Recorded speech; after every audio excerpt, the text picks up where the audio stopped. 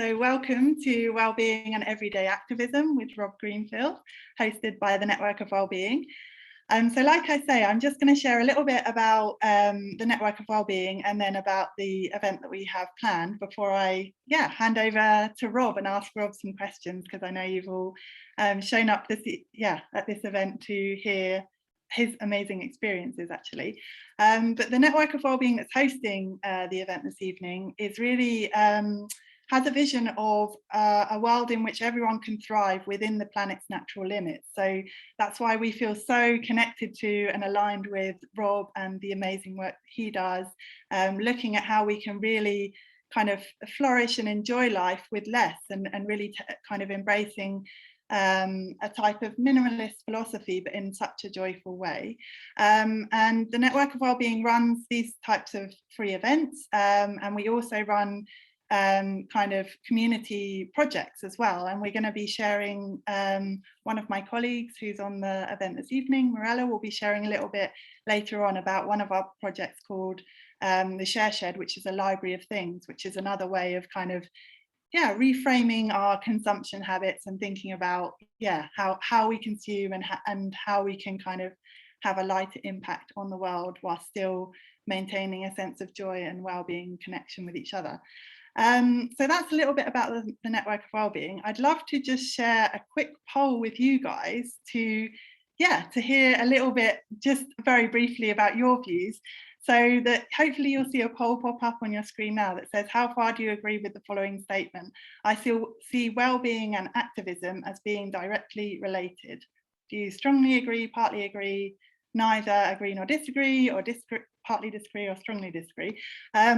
Obviously, this is quite a broad question, and it depends on how you define well-being and how you define activism. So no need to think too deeply on it. It's just more of a kind of light question to kind of start us all thinking about this theme of the evening. So what is that relationship between well-being and activism? How do we bring activism into our everyday? That's the kind of topics that we want to be speaking to Rob about, but we also want to kind of engage with you about and hear your views on. So I'm going to end that poll in just a second or two. So share your answers now if you haven't already. And then I'm going to share the results with you. So interesting, about 40% of people strongly agree, 42% partly, and 19 neither agree nor disagree. So like I say, that's like quite a broad question, but hopefully it kind of starts to get everyone thinking about the topics of the evening. So this evening, what we're going to do is I'm going to ask Rob some questions, and we're going to have a bit of a Q&A. But during that, we invite you to, like I said, share your comments, share your own questions in the chat box. Then we'll hear from Morella about our Library of Things project. Then we're going to go into breakout rooms, connect with each other, which is optional, but we'd love to invite you to do it if you want to connect with others on the call. And then we're going to have a section where we put your questions that have been coming in throughout the event to Rob towards the end. So we'd love you to stay involved and have that chance to hear your own questions answered from Rob. But before I introduce Rob, I just want to very briefly pause and just guide a really short mindfulness practice. So this is something that we do at Network of Wellbeing events just to help us ground and arrive in these online spaces together. And if you haven't ever practiced mindfulness or don't think of it as your kind of thing, no worries at all. It's only going to be literally a minute or two of practice, and then I'll be moving on to introduce Rob. But if you do enjoy and connect with mindfulness, or if you're open to it, then I hope that you enjoy having a moment to just pause. So I will invite you to do that, to simply just pause. If you would like to, you can gently close your eyes, or if you'd prefer, you can kind of just lower your gaze from the screen. Like I say, it's just going to be for a minute or so, and just taking the opportunity to tune into your breathing. So just breathing a little bit deeply, just to help ground yourself and arrive in this moment, in this event. And maybe just notice how you're arriving in this online event. Are you still maybe a bit distracted from things that are going on outside the event, or are you able to be fully present? And I'll invite you as much as possible to just arrive here fully, to just connect with what brought you to this online space. And just, if you find your mind racing, that's no worries at all, just coming back to your breath. And just again, connecting to that question of what brought you to this event today. What drew you to want to explore well-being and everyday activism? And then whatever answer emerges, or mixture of answers, or even uncertainty of answers, just know that you're connected actually with others that are joining this event, that we're sharing a kind of curiosity, a passion even, for exploring these topics and putting them into practice and learning from others that are doing the same.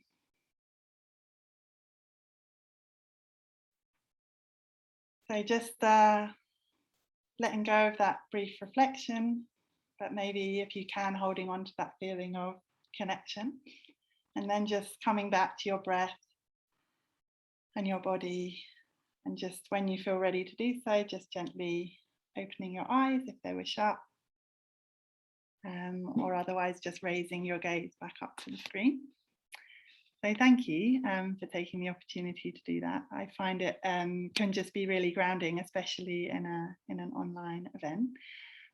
So yeah, now I would love to invite Rob to appear on the screen. Hi, Rob, lovely to see you. So welcome. I'm going to put you on spotlight. It's really lovely to have this chance to connect with you, to share with you, and I'm going to introduce Rob briefly, but I'd also in a moment, Rob, like to ask you as a kind of opening question to share a bit of your story with us, because I know a lot of people joining will have heard about your work or be engaged with your work, but maybe some people are coming new and fresh to you and to what you do. But I'll just briefly share a kind of introduction to you. So Rob Greenfield is an adventurer, an environmental activist, and a humanitarian who is dedicated to leading the way to a more sustainable and just world. So Rob embarks on engaging projects to bring attention to important global issues and inspire positive change. His work has been covered by media worldwide, with eye-catching stunts like wearing a suit of garbage for 30 days to highlight the level of unnecessary waste produced through our consumer lifestyles, and living a whole year eating 100% of food he's either grown or harvested. So these types of inspiring, engaging projects can really draw attention to different ways of living. And we're really aware at Network of Wellbeing, with Christmas on the way, that often we can feel pushed to kind of get into that overly consumerist way of being. And we thought it would be really useful at this time of year to have a chat with Rob and to hear about his experiences and his approach to life, and and to offer you all the opportunity to ask your questions as well. So welcome, Rob. It's lovely to have you here. And just to say, I know, we first connected with Rob about 4 or 5 years ago, I think, through our Library of Things project, which we'll share more about later. But I'd love, Rob, to just welcome you and to just invite you to just share a little bit about your own journey in this work and what inspired you to start this path, really. Sure. Well, thank you so much for having me. It's nice to be with you again. I feel like I've sort of gone to the past. This feels very much like a year ago. Here we are, and it's very, very nice to be here with all of you. I'm here in Asheville, North Carolina currently, and but I feel like I'm with all of you around the world right now, so it's really nice. And also want to say hi to my mom and hi to my brother. I see they're both on here. I was waving to my mom a little while earlier. Nice. She was here last time and she joined. I remember your mom was here last year. She's your hi, Rob's mom. Lovely that you're here again. Yeah, say hi to my mom and my brother Levi. So it's nice to see them on. It means a lot to me.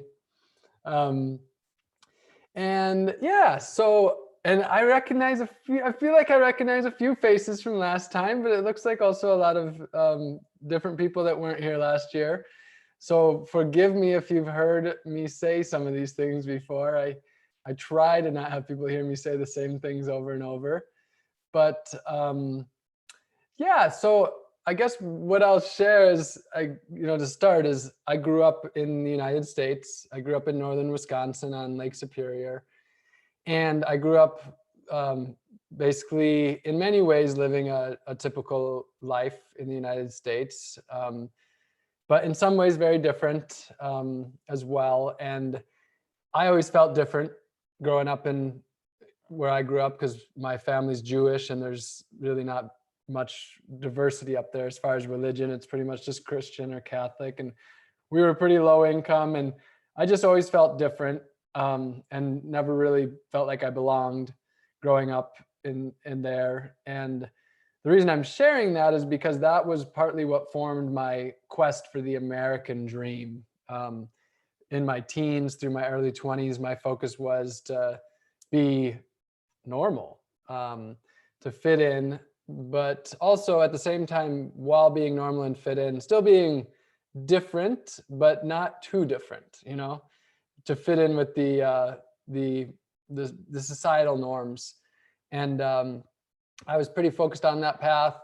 And then in my mid 20s, I was about 25, I started to watch a lot of documentaries and read a lot of books and just realized that my life was an environmental nuisance. And I was causing so much destruction through all of my actions, and that I was living a lie, basically, sold to me by corporations and governments that had their particular ways that they wanted me to do things, mostly give them my money for things like deodorant and Listerine mouthwash and things that I didn't need at all.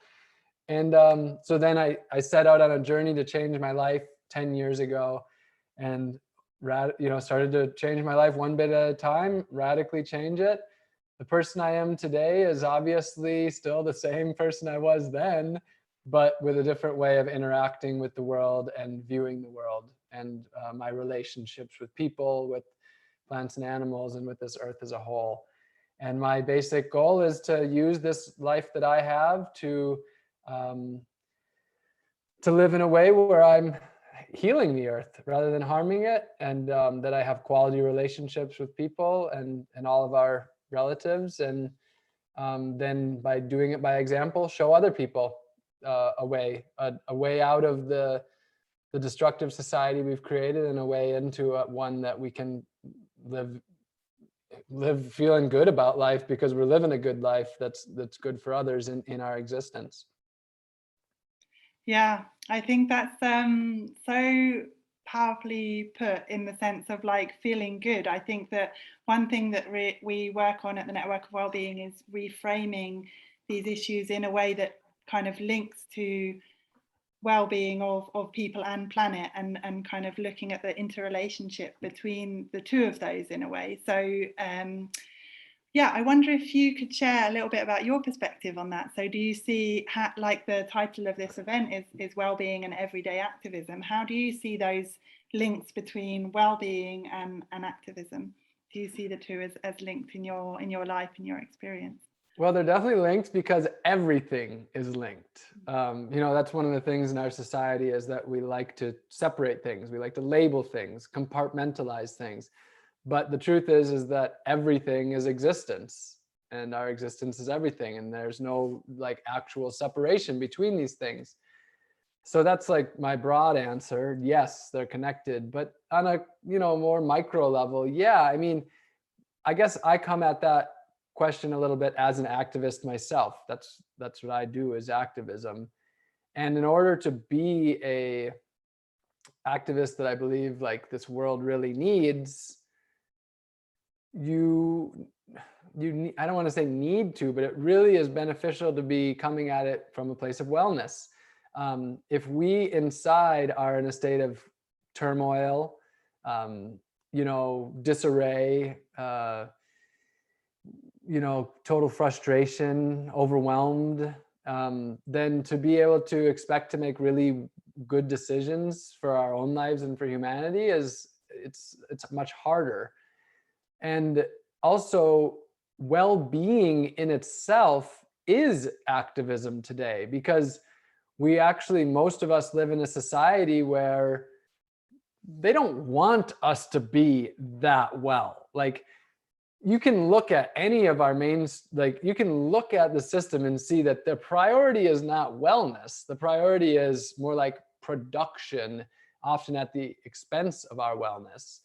And so to simply stand up to society, to stand up to societal norms, to government and corporate structures and say, I'm actually going to be well, both physically and mentally, and come from a place of peace, of understanding, that in itself is a form of activism in the society that we live in today. So definitely for me, they are very, very connected.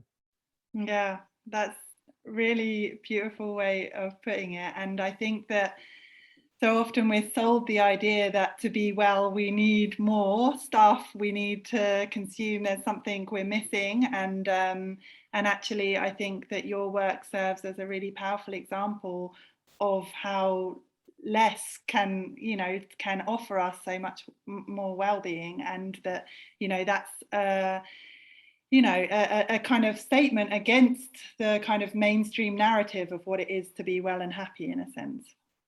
Yeah, one thing to add to that is that well-being, that activism can create well-being, because one of the simplest and most effective ways to achieve well-being is to live in service of others. Like, I've seen that time and time again, that the people that are truly enjoying this life are the people that are truly in service of others, which is a form of activism.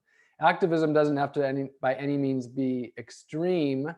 Like, some of the activism I do is a little more on the extreme level, but some activism is just making sure our neighbors are fed, can be, a form of activism. Activism, the word is act. And that's the other reason why activism can lead to well-being, is that action leads to well-being. In a time when we have so much opportunity to sit and watch things. I mean, we're watching something right now, but the more we're spending so much time inactive, and that takes away from our well-being. And activism is action. It's doing something. And so to me, the solution to depression and healing can come through action. And that action of serving others is beautiful, because there's always people that need help. If you make it your life's mission to help people, you will always have meaningful work to do. So yeah, they're so interconnected in many ways. Yeah, I think that's so true and valuable to point out. And I think it's that sense of service can lead to so much well-being. I think that there's a challenge though sometimes in like the link between well-being and activism, because like you say, there's so many people in this world that need help, and of course the natural world that needs so much help and support. And we often come across activists through our work that are exhausted, actually, and especially, of course, I think at this time of year, and in the current context, there's a growing amount of kind of overwhelm and burnout. And so I wonder how has that affected you, or have you got any advice or words of support for those that are facing that kind of challenge? Yeah, and that does touch on something that I thought I was thinking about as I was speaking a moment ago. Activism can create well-being, or it can create real turmoil inside of the body. Some people go about activism in a way that is very toxic, where everything they focus on is what's wrong. And their life is based on what's wrong with the world and fighting against it. And I'm not saying that that's not needed and that it can't be impactful, but the downside of it is that it very often burns people out. And it's ultimately activism that is not sustainable for life. I personally choose activism that makes me whole. And my activism is, as I said, well-being is part of my activism. Simply being well in what some would consider sick society in itself can be quite powerful, I believe. But so with activism, what I recommend to people is choose your activism based on not selflessness or altruism, but something that is integrally a part of your life that brings you what you want in life, and incorporate those two things together and make your activism a passion. And that helps a lot with burnout because it's something that you really love. But then the other part about it is my encouragement is focusing on solutions. We need to understand the problems and we need to educate on the problems. But if we spend 90% of our time on the problem and 10% of our time on the solution, we can't ever expect to ascend the problem. 90% of our energy is going there. We need just the amount of energy focused on the problem that is needed in order to understand it well enough to be able to tackle it with solutions. So that's where I think that one of the big shifts that so many of us need to make in our lives, whether it's activism or just our personal lives, is a solutionary mindset. Always asking the question, what can I do to solve this, rather than just focus on the problem itself. Yeah, that's so important. And I think that it can be so empowering to frame activism in that way and to become part of the solutions that you want to see in the world, for sure. I think, like you say, there's a place and a need for those kind of for fighting against things, and there's like a lot more energy that's also needed for kind of building up and creating anew. I guess to think about kind of the lessons that you've learned or your experiences in activism, I think a lot of people tend to get frustrated or say, actually, an individual can't make a difference in the wider world, or it's actually just too little to make a difference, or get kind of frustrated or apathetic in that way. I guess what's your response to that kind of approach or attitude? Well, I understand that millions of people today feel apathy, that they feel that the problems are so big that there's really nothing they can do, so it's pointless. I think that's a common theme of our society today. Like, that's a way a lot of people feel. And it's not unreasonable. When you look at our global problems, I mean, we are in serious problems here. And so for them to simply say, one person can't solve this, it's true. And one person's actions do not stop the global inequity and injustice, and they don't solve world hunger or clean up all the trash in the ocean. Like, no one person's actions do that. So they are correct in that statement. But you got to rephrase the question. And it's not, can I solve all of the world's problems? The answer is no. But the question is, can I live in a way that I decrease the ways in which that I am living in an inequitable, unjust, destructive way? And can I increase the number of ways in which my life is beneficial to those around me, to humans, to plant and animal relatives, to this earth? And if you come at the question in that way, of what impact can I make in the lives of people and non-human people, then the world's our oyster of how we choose to live this life in a way that is of service to the earth. So I completely understand people who feel that way, but all that it takes is a change of mindset of your objective, and now you go from being a failure to on top of the world successful as someone who's living a good life and being good to other people. And that's I don't know the purpose of life, but you can't go too wrong by choosing that as your purpose of life. Yeah, indeed.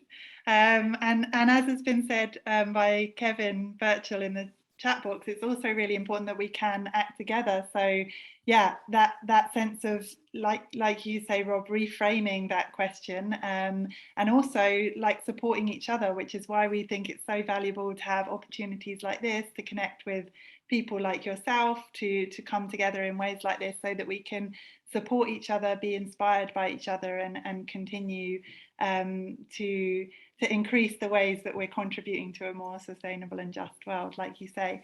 I guess alongside that, the changes that we can make at an individual level and connecting with each other, it's clear that we're in a time where kind of larger collective or structural shifts are also needed. Maybe could you say like what are the biggest shifts in that way that you think we need to see, and or like what gives you hope at that kind of more broader level? Well, yeah, so when we zoom out to the broader level and we talk about our global humanity, the 7-8 billion of us on this earth, and we talk about all of the problems that we deal with today, my answer is everything. I mean, what do we need to do? We need to change our current structures in all the ways that we exist drastically. And I don't see any one, like one answer, like this is the most important thing. And the reason is why everything is connected, like money and politics, the military industrial complex and the military industrial complex, pharmaceuticals, big agriculture. All of these could be boiled down to very different things, but ultimately they're all one and the same, just different legs of the same thing. So as far as, our global problems, it really does come down to every way in which we interact with the earth. And I could definitely say, some things that I think are the most important, but probably it would just be that's what I focus on. But some people choose action through gardening. Other people think that just simply meditating and bringing peace to the world is the most powerful way. I guess I would say that the most powerful way is whichever way is in alignment for you. Like in whichever way you can be in alignment to serve the world, that's probably the most powerful. So yeah, I think we need, of course, complete systems overhaul, from our political systems to our food systems to our business systems to our societal systems. Like, to be on an equitable, just, and regenerative world, we're talking about living in a very different way than we are now. Yeah, that's for sure. And I think what you say about acting in the way that you feel in alignment is a powerful place to start, always, for sure. I guess I just got a few more questions, and then we're going to hand over to Mirella to hear one example of kind of creating that change that you want to see in a Library of Things project in the UK. But just a few kind of final questions. So we're aware that often activism can be seen as a kind of almost an exclusive thing for those that maybe have the time or the means to engage in that way. So how can we ensure that activism and well-being actually are inclusive and engaging, across the board? And I think in a way they already can be, but I'd love to hear your take on that. Yeah, well, they must be. In order to be truly what they say they are, then they must be, inclusive and understanding of other perspectives and ways of doing things. To not do that is it's a falsity in trying to talk about equity, justice, regeneration. So that's something that is an absolute must. And then the thing is, so I'm going to answer this question based on who's on this call right now. And who's on this call right now is probably almost every one of us is reasonably privileged. And even those of us that are fairly low income on this call are still in the top few percentage of the wealthiest people on earth. It's easy for us to compare ourselves to the richest and say, oh, I don't have anything, I'm poor. But if you actually like zoom out and look at where all of us stand on the global societal level, we are all the wealthiest people on earth, which sounds weird to say, but we are. And we're also, the most privileged in the sense of the free time that we have, the resources that we have that, have allowed us to be here, are, as some would call it, a safety net, and so on. And so my response is based on that, is who I think I'm talking to right now. And as far as like making this activism, this work that we're doing, inclusive, my answer is that we as the privileged people need to wake up and live in gratitude for what we have, so that what we have is enough. Because if we don't live in gratitude, we never have enough and we always need more. But every single one of us on this call has enough. I guarantee you that we all do have enough. And so if we can remember that and have that gratefulness, then we can really start to stand up for equity, for justice, for a society where it's not so imbalanced. And so I think it's our job, all of us on this call, is to, yes, meet our basic needs and desires, but do it in a way where we are not destroying others, other humans, non-humans, in order to do that. We have the ability to choose that. And to have a balance, again, meet our desires, but not focus solely on that, because we all can ascend that. We all can exist in a way where a good portion of our time goes into the betterment of humanity and life on earth for everyone. And so, yeah, now, and then to acknowledge also that people that aren't on this call, there's definitely a truth that many people that live on this earth, they don't have the resources, the spare time, the connectivity to be able to really be changing the world. They most of their time might be going towards food, shelter, clothing, and they're in a very different situation. People in that situation are in a very different situation. And that is to say that I think that the bulk of the responsibility lies on us, the privileged percentage of the world, to change the ways we're doing it, because there's a lot of people who can't and shouldn't have to have the responsibility put on them. So it really is on us. Yeah, really powerfully put. And there's such an important element of justice to doing any kind of activist work, in a sense. And Dawn McLean says in the comments, living in gratitude for enough, wonderful. So I think that resonates with people, and is, like you say, a kind of reframing again.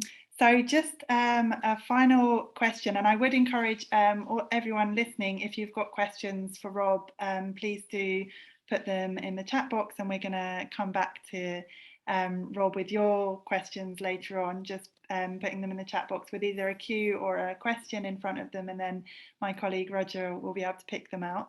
But before we hand over to Mirella, like I mentioned in the opening, we're really aware of the time of year that it is, and that it can be such a pressured time of year to demonstrate our love and appreciation for others in materialist ways, or to get dragged into that consumerist perception of needing to have a good holidays by buying lots of stuff. So yeah, I would love to hear any advice or experiences you have on kind of celebrating the holidays in a different type of way, or how you plan to celebrate, or what means something to you around this time of year.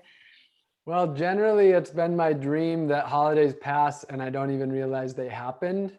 And I have to say, I don't know if I've ever accomplished it, whether it's Christmas or Thanksgiving, because something happens where I see it, or someone says Merry Christmas or something, or there's just enough lights and shoppers around.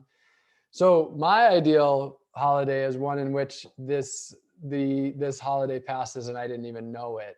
And the reason I say that is because so many of the holidays that we have are just based on such delusional BS, to be honest. I mean,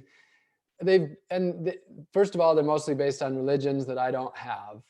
And they have now become like shopping events and, ultimately unhealthy events of, not well-being. Now, of course, there's some beauty, family coming together and stuff like that, but family can come together without pretending that there's a Santa Claus flying through the sky with gifts and things like this.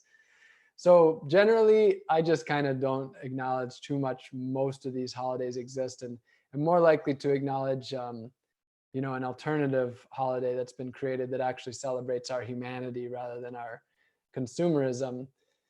But so as far as like some recommendations I would have to people, I mean, that kind of goes in line with this idea of dropping social norms. Like, you just realize that just because everybody else is doing something doesn't mean that you have to do it. You don't owe any of that to anyone.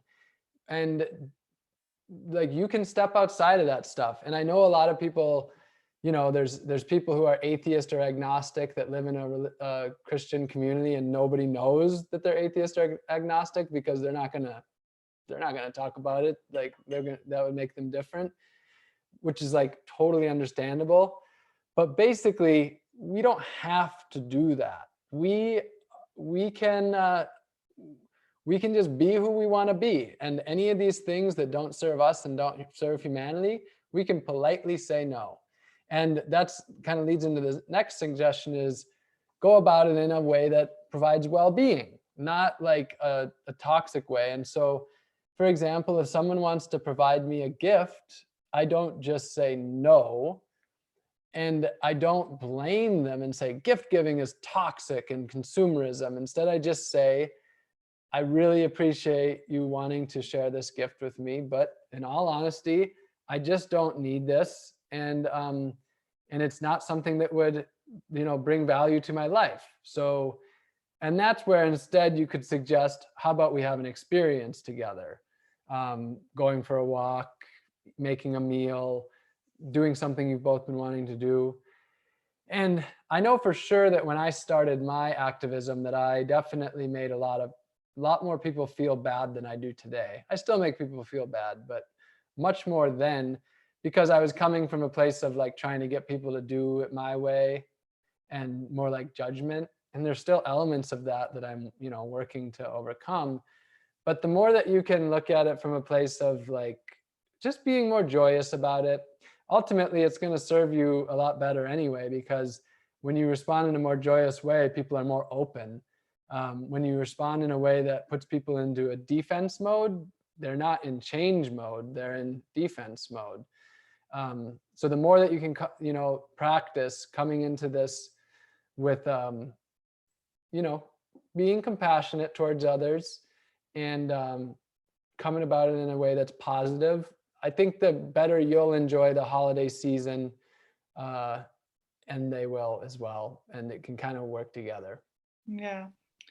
Yeah, really, really wise to embody that kind of joyfulness in your approach, because I think, like you say, otherwise you can risk alienating people for sure. And I think what you say about experiences as well is so beautiful. I think a lot of what people do love about the holidays, and that does increase our well-being, is that kind of human connection to each other, to loved ones, and that we can emphasize that through the way that we give gifts by having experiences together, or looking at different types of like regenerative gifts. Like I saw a comment from Rochelle that seeds make a lovely gift, or so I know that there's different ways that we can approach the season essentially. Thank you so much, Rob, for your responses thus far. We're gonna I know that loads of amazing questions have been coming in for you as well, but we're gonna just hand over to Mirella for 5 or 10 minutes now, just to hear an example of yeah, putting some of these ideals into practice in a community project. So I'm just going to, yeah, hand over to you, Naomi, and yeah, remove our spot. Thanks, Flo. Yeah. Can you screen some photos, everyone? Thank you so much, Robbie. That's really heartwarming. And one idea is, is about giving people access rather than ownership. And that's what we try to demonstrate with our project, The Share Sheds, a library of things, here in the UK, South Devon more specifically. So just to illustrate the concept, we learned that on average, an electric drill is used up to 13 minutes in its whole lifetime. So just imagine how many, electric drills are around you, among your friends, among your neighbors, and your family. And this idea of like, obviously it's different if you're a builder or a carpenter, but overall, if you're an average citizen, it's about, needing a hole in the wall rather than the drill itself. So Library of Things are projects that thankfully they are all over the world nowadays. And they offer things like tools, gardening, gear, camping equipment, musical instruments, sometimes toys, household appliances for people to borrow at a low cost. Each project has its own model. Ours entails that people join firstly as a member, and then everything has a cost that refers to a week-long loan. And the reason why we say borrow rather than hire, although it's essentially it's the same, fundamentally is different. One, because it's very nominal cost, and also because we are not for-profit project, we are a community social initiative trying to support people to get things done. And just to share a little bit of our journey, on the left here, you can see where we started, where we actually, Rob came to see us the day we opened back in 2017. It's a little garage with no heat here in the, so very cold, very damp. And eventually we moved to the network of Wellbeing office, which is the picture you can see on the right. And we started with 120 items, most of them, 99% of the time was donated by people from the community. We put a call out in terms of what would you like to access that you can't afford or don't have the storage space. And people would say that. And the magic is that these things are always around in people's garages. And the aims of the project are to support a way of being that's much more based on collaboration and sustainability. It helps people save money, storage space, and obviously resources. It helps people reduce clutter, and makes that bridge between people's, things and resources available that are already there, and those who need to access those things and can't for one reason or another. And ultimately, it's about inspiring people to engage in social change. So we always say, if you don't need to come to us, please just share more, share with your neighbors, with your family, and with your friends. We are very fortunate and lucky to get a grant from the National Lottery Fund here in the UK that has been a major support of our work. And in 2019, we converted a van into this beautiful shed on wheels, as we call it. And 2020, it got a bit delayed because of the pandemic, and we finally launched. We believe to be the first version, mobile version of this kind of initiative. And basically, after working on it as a Library of Things for 3+ years, we learned what the people in this region that we work with use the most. So we carry the most popular items in our van, and we go around at the moment 6 locations, 4 towns. So just here, just some pictures so you can see a little of our storage. Very lucky to get some skillful people to do the work with us and develop the whole thing, really.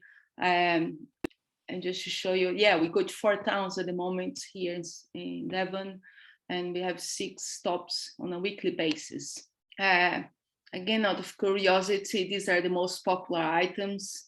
And I will say that it really depends on your context. You know, we're in the UK, where a lot of people have carpets. So carpet cleaner is by far the most popular item. But you get an idea of things people are most interested in, and also the price that we charge. As you can see, it's very nominal, usually 10% of what the cost would be if someone was to buy the item. And so far, we've had 1,400 people becoming members of the project. And here are just some examples. We've facilitated over 2,400 loans. And we estimate that, assuming that people would have otherwise bought the item, we've helped save over £100,000 and, you know, a lot of resources. So if you want to check out more information about the project, please do look at our website, shareshed.org.uk. And we are really keen to support others in setting up similar initiatives elsewhere. Thank you. Thanks so much, Mi. And yeah, I think this is just one example of a type of project that can spring out of this this desire to live in a different way, to consume less, to share and connect with each other more. So really appreciate Mirella sharing that project. And also just to say that in the follow-up email to this event, we will be sending round like links and details. And one of the things that we'd like to share is for those that are particularly interested in libraries of things. Mirella and other libraries of things across the UK have started teaming up and sharing their wisdom and experiences, and they'll be running a free event early next year as a kind of Q&A for people that want to get more into the details of if you were interested in doing that in your own community. But yeah, we're really inspired by people like Rob, and also like practical projects that we can support, like the Share Shed. And we're just going to head into breakout rooms in a moment. But before we do so, I just wanted to mention that the Network of Wellbeing is a charitable organisation, and we really love to offer these types of events and run projects like the Share Shed. And we do that as a charity, as a non-for-profit. So we would really welcome if anyone did want to offer a small donation for the event this evening, then we'd really welcome that. And I know that one of my colleagues is going to put the link to enable you to do that in the chat, but that's totally optional, and it's just something that can help to support our work. But now we're going to, thanks Sylvie, now we're going to move into breakout rooms for just under 10 minutes. And the idea of these breakout rooms is to give you a chance to connect with each other. So those of you that are here clearly have an enthusiasm and a passion for a lot of the things that Rob has been sharing about, and we'd love to give you the opportunity to share with each other on who you are, where you're joining from, and also how you see this connection between wellbeing and activism, and any questions you might like to ask Rob as well. So after we come back from the breakout rooms, what we're going to be doing is having the Q&A with Rob directly, and so asking all of the questions that you guys have been putting into the chat box. We're going to pose them directly to Rob when we come back. So what I'm going to do is assign you all to breakout rooms. I'm going to ask if you're really not able to join the breakout room for any reason, you can stay in the main room and just wait for the Q&A with Rob. But if you are able to, it's wonderful to be able to connect with others. And I've just put the breakout room questions in the chat box. These are just guidelines. So like I mentioned, introducing yourself, exploring how you see the relationship between activism and well-being, and anything that you'd like to ask Rob. Really just suggestions. If you want to just have a chat about anything that's inspired you generally, that's also welcome, of course. And yeah, just inviting you to kind of turn your cameras on. We won't be recording in the breakout room, so just if you can turn your cameras on and have the chance to kind of directly connect with people, and having the chance to hear everyone talk. So without further ado, I'll open the breakout rooms and see you back here in just under 10 minutes for the Q&A with your questions with Rob. Hopefully you'll all see a box pop up offering you to go into the breakout room now.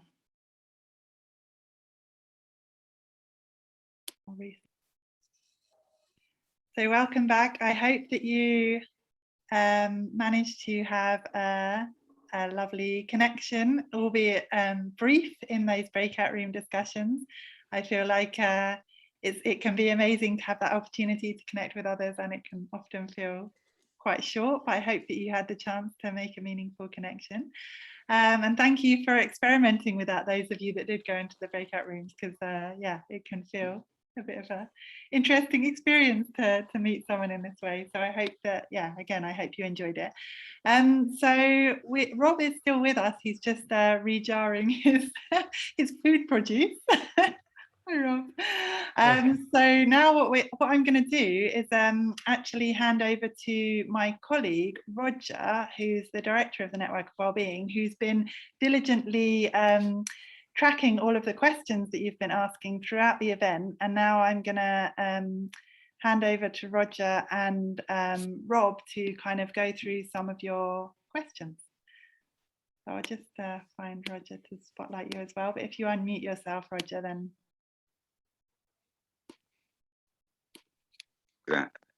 Here we go. I've done it. I think I've done it. Yep, I'm not muted anymore. Great to see you again, Rob, and thanks very much for doing this. And just also say how much I enjoyed our discussion just now with Erica, Claire, and Sue. We were. There's so many connections between us. The fact that three of us are somehow or other working on thinking about Bude. The fact that all of us live in the southwest of England or Wales, and we have connections in this part of the world, and we've all got issues that we're sort of thinking about in terms of activism and how we balance that need to protect ourselves and keep ourselves, happy and secure and well, with actually doing something to make the world a better place, and the different ways we can do that. So it was a really good session. So thank you for organising, Flo. Rob, questions for you from various people, a whole series. One of the first ones that came out was from Dawn, and that's: what advice would you give her for having conversations with people who are determined to carry on as if nothing needs to change in the world? My first recommendation might be to spend time talking to other people. What I mean by that is that there's actually millions and millions of people right now who are doing something or who want to be doing something but don't have the support, don't feel like they have the support, they don't have the community. So my recommendation is don't spend your time, your wonderful, wonderful time on people who really, truly don't care at all, when there are plenty of people who would love your time, and where together you can actually you can multiply each other's time, because energy is a form of time. Like, the more energy you have, the more you make use of that time. And so it's almost a disservice to the strategy of putting all of your eggs into baskets that basically have no desire for your eggs to be in them. Is almost a disservice to humanity, when you could be spending your time on, find some way in your community. Maybe it's a youth group, making an environmental club with a youth group, or just as an example. So yeah, spend more time helping the people that want to be helped. Okay, fantastic. Okay, that's great. Related to that, Sue asked, a question which I thought was interesting, because obviously we're under huge pressure because of things like climate change and all this sort of stuff. And she asked, do we have time to wait for everyone else to recognize their privilege they've got and for these people to change? And how do we then address that issue? Well, no, we don't have time. We don't have time to be doing what we're doing as a humanity. I mean, time's definitely running out when we're talking about stopping the destruction that we're doing and shifting to a different way. So yeah, no, we don't have the time for everybody to wait. You know, if I knew what we could do that would change everybody, I'd have done it already. So, but I think many of us feel that way. But what I can say again is that, like, yeah, we don't have time for everybody to wake up, but that right there, that statement says it's not in our control. We don't control the time, we don't control the people, so we can only do what we can do. And we can't wake up all the people, but we can wake up some of the people, or the people that are already a little bit awake, we can help them wake up more, and we can plug that into positive action. So yeah. Fantastic. Okay, brilliant. Great. Antonio was asking, he was talking about, again, looking back to things like Christmas and other festivals like that, is how can we succeed in dropping social norms in a society that pushes us down? How can we stay true to our principles and beliefs if we always seem to have to hide them behind the curtains of other people's norms? Well, that is a big one. The responsibility is on you. So, because as I addressed earlier, the truth behind it is that most of us do have the ability to control our lives and our surroundings to a great degree, most of us on this call. And so it's our responsibility to ascend the social norms. No one else is going to do that for us. And it's work. I mean, just like getting good at playing a sport or a musical instrument or singing or dancing or becoming an intellectual, a mathematician, being good at compassion or,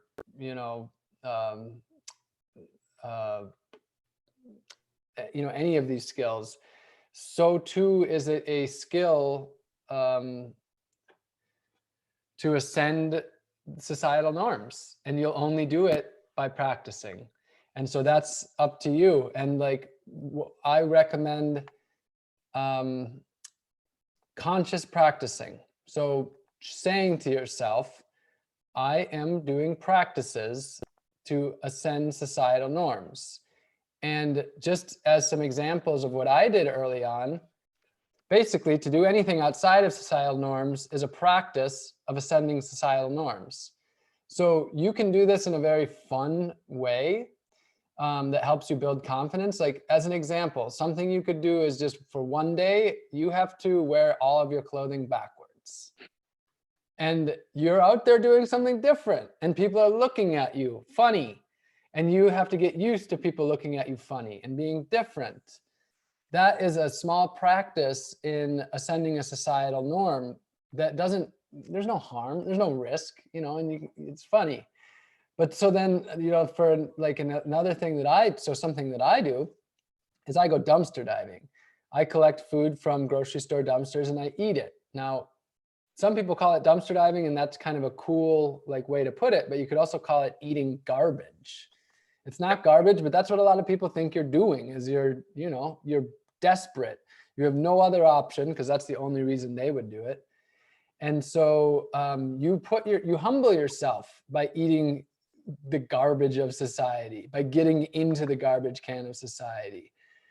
So for me, dumpster diving is actually a practice in humbling myself and in ascending societal norms, because I'm willing for society to have their misperceptions that I am so desperate and that I am so less than them.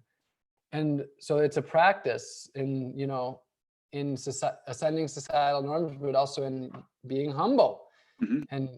And then, so you can come up with whatever practices work best for you. But if you go to my website under the resources section and you look at the the one on like social life, I have blogs there that go along with that. If you go to the robgreenfield.org and you click on the resources section, there's 7 different resource sections that are in different categories.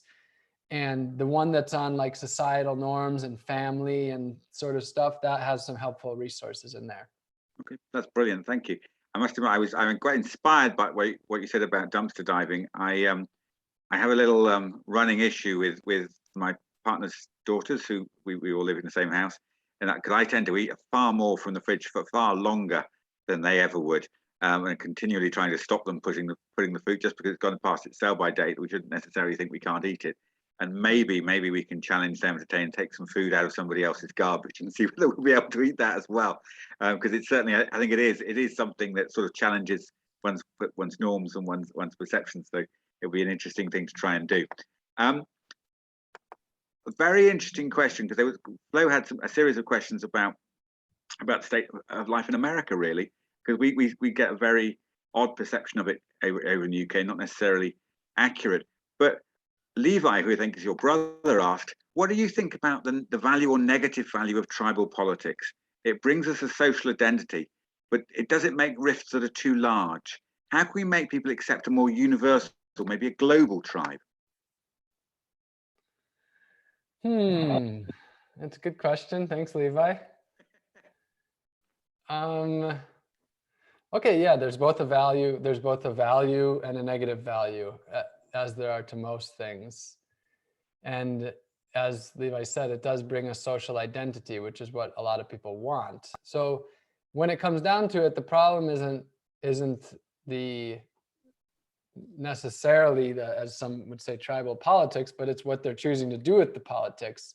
You can live together in a way in which it's a benefit that we're thinking alike, and that we have something that identifies us as a culture, or we can be doing it in a way where basically our culture is saying, we're the best culture, all the other cultures suck, and we're going to take whatever we want. So and that's one of the things, is that people need an identity, and that's what culture has done for the longest period of time. And that's where I kind of look at some of our desire for identity that is destructive is inherently a part of us, and it's okay. Like that can be like, there's things wrapped up in culture that are destructive, but it's more important to have a culture than no culture, because no culture is ultimate disconnection, I think. And I think it's important to be connected to the people around us, and that culture does that. So, but that's got its pros and cons. And then as far as how can we make people accept a more universal tribe, as Levi said, that's a tricky one, because the way we currently think is, especially in a Western nation like the United States, first and foremost is one of individual identity, down to the actual individual person, which is the opposite of a global humanity. And then even beyond that, as a nation, a lot of these nations say, well, we are the best nation, we matter the most, we take care of ourselves. And so that's like at the center of like a lot of our existence. So as far as like how people, we can get all the people to accept a universal, say, global humanity, that's really difficult in a disconnected society. But how can you? My answer is connect as many people as possible. Help people to reconnect with Earth, with humanity, with our plant and animal relatives, and have them start to see that they are just one of the billions, and the nation they are in is just one of the many nations, and their culture is one of the many cultures, and that we all serve a place on this earth. So that happens through existing, through communication, even something like today is beneficial, brought people together. Bringing people together is really important. So yeah, it's a tough question, but so that's some thoughts on it. That's great. That's really helpful. One of the things I was thinking while you were saying, and I don't know whether you'd agree with this, is that one of the ways that we can possibly reach out to people who disagree with us is to show that we care about them. Yeah, very true. Yeah, if people And think actually, you care about them. yeah, maybe make those contacts across our own society as well, as part of a sort of route to trying to get that global consensus. But I don't know. It's a good question, Levi, and maybe that's one that stumped us a little bit for both of us. I don't know how much time I've got, but I've got a question. I was just going to say, Roger, just time for maybe one more Okay. question before we meet. Rob shares his final thoughts. Okay, Rob, Michael from Vienna has asked, and this is just burning to be answered. He says, Rob, you were scheduled to come to Vienna just before the pandemic. Any news on any rescheduling? We got no, I have no plans right now to come back to Europe. I mean, I want to, but just since I've gotten back to the United States last July, which feels like such a long time ago, I've just been laying low as far as, you know, the whole flying and traveling internationally. It was quite something, ending up in France for 4 months when I wasn't planning on being there. And I'm not trying to go get stuck in another country right now. So I'm just kind of sticking to the United States where I can get wherever I need to go pretty much. But I do want to come back to Europe, of course, and try to make that happen and meet a lot of you in person and share a hug. Let's do one more question. Okay, one more question. I think we've kind of got the answer to this though, because Therese was asking, how can individual activism help bring about the macro system level change? And I think that's the fundamental question. I think we're kind of getting there from a lot of what you said, but you've got anything more to add on that? Yeah, and that kind of does lead, that's a good place to continue on from. And that is, okay, so there's all these individual actions that we can take. Simplest, like for example, almost meaninglessly small one is ditching plastic straws and not using plastic straws anymore.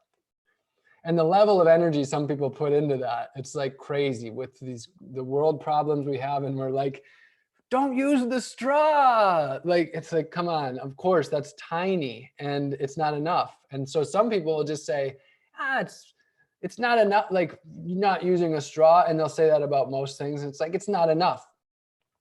So here's the thing, none of these individual actions in and of themselves are world changing, and none of them are life changing even for yourself in and of themselves.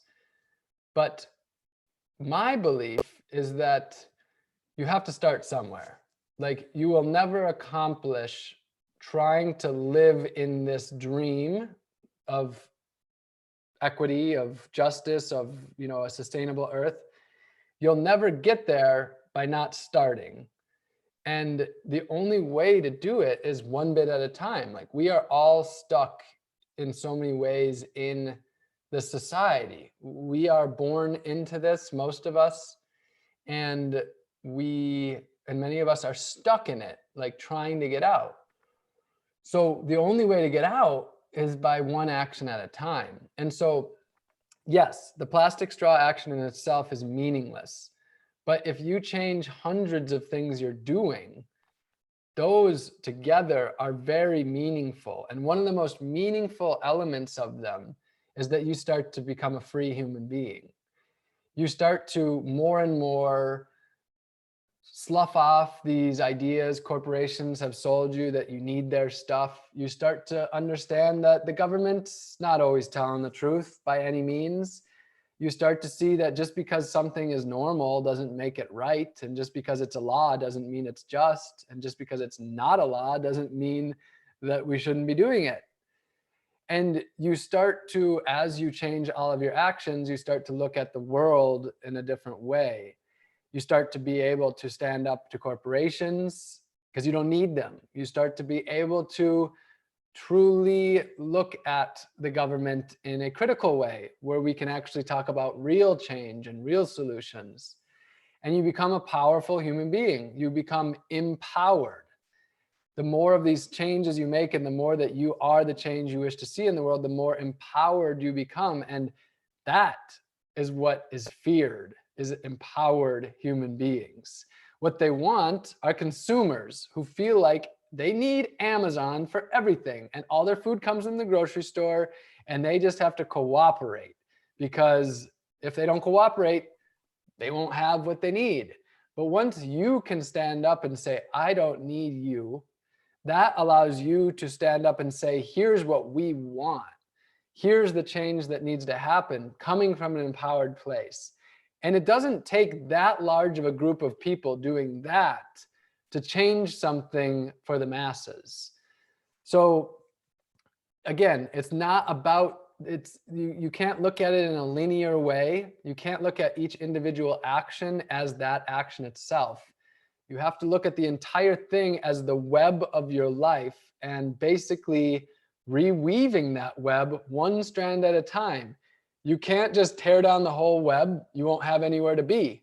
But you can change each little piece of that web one at a time until eventually you have a whole new web. And that might take a decade. That might take 2 decades.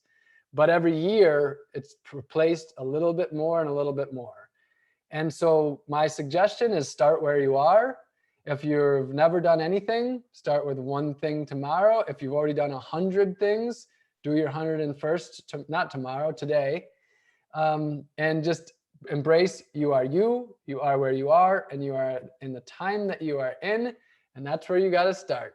And start with what you're excited about. Don't start with the one that's like doom and gloom. Oh, I don't want to do this. Start with the one where you are excited that tomorrow you are going to start riding a bike more, or you're going to shop at the local farmer's market, or you're going to volunteer with a local organization, or you're going to get rid of all this junk you don't need, or you're going to cancel your involvement with the big banks and switch to a local credit union, or you're going to get rid of your credit cards. You're going to change your investments so you're not invested in fossil fuels and cigarettes, or you're going to simply go for a walk every day, or you're going to swim in nature, or you're going to start to grow a little bit of your own food, or you're going to learn one plant that you can harvest from nature. And start with 1 thing tomorrow and do that, and then keep on going 1 more at a time that you're excited about. And then last thing I want to say about that is that once you have done all these things you're excited about, the things that were less exciting and more daunting in the past, now they might be exciting because you've gone up those levels. So, 1 bit at a time. Fantastic. Thank you. Flo. Yeah, really beautifully put there, Rob, and thank you so much for we were going to ask you to share some closing thoughts, but in a way it feels like that was what you just did, and so eloquently so. So yeah, I think it's just an opportunity to say thank you so much for taking the time, for sharing with us your wisdom, and having these conversations with us. I think it's part of weaving that web that you talk about, to kind of be able to share and support each other and inspire each other. We really value and appreciate it, and we'd love to we had a similar discussion with Rob this time last year, and I hope that this is a lifelong friendship that we have. We'll make it a tradition. Exactly, around this time of year. And we'd love to encourage you all that are here to stay in touch and stay connected. And I've seen some really lovely messages about supporting each other to take those small actions and to continue inspiring each other. So we'll send a follow-up email with the recording and with links to Rob's work and to a lot of the different things that we've talked about today. And hopefully that will offer you some material to help support you on that journey of staying connected and in touch and inspired to take action, as Rob has so eloquently described today. Is there anything that you'd like to share just in closing, Rob? I just also wanted to say, it was so great. The first, going to the opening of the Share Shed 5 years ago and being involved for the whole last 5 years, and just want to share with everyone that I really love the Network of Wellbeing's work and the Share Shed. So definitely support them. They are doing good work, and the funds that they utilize are utilized very well. And definitely would love to make this a tradition. So let's make that happen. And just also wanted to say that I love you all very much, and love you, Mom, and love you, Brother Levi. Good to see you both on the Zoom. And yeah, but love you all very much. And, you know, I'm excited for each of you to use some of the inspiration from today and move forward. Wonderful. And just before everyone says goodbye, I'd love to just take a quick screenshot of this event, just so that we can share the moment and encourage each other to stay in touch and remember what we shared today. So I'll do that now, and if you'd like to, you can wave or smile or just do whatever you feel comfortable doing. Thank you, guys. So yeah, invite everyone, if you'd like to unmute as you're saying goodbye. And thank you all so much for being here with us today. Thanks again, Rob, and thanks everyone. Thanks everyone. That was really great. Great to see you all. Thank you. Thank you so much. Bye. Yeah, good Christmas, everybody.